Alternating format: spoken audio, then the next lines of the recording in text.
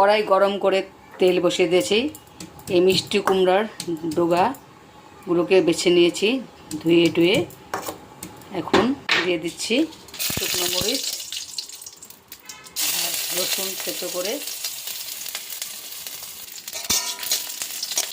একটু দিয়ে দেবো কালো জিরে দিয়ে দিলাম।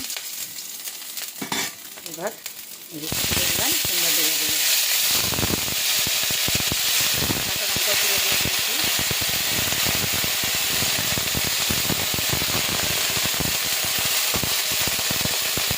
নুন দিয়ে দিচ্ছি,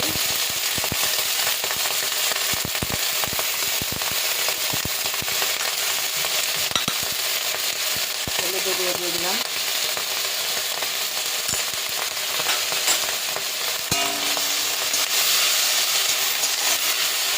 কখনো সবজি দিয়ে করি, এটা আবার পাঁচফোড়ন সোমবার বা কালো জিরা ফোড়ন দিয়ে। আজকে করলাম রসুন আর কালো জিরা ফোড়ন দিয়ে, যার জন্য সবজি দেবো না, একটু মাখা মাখা করে নামিয়ে দেবো। একটু চিনি দেবো।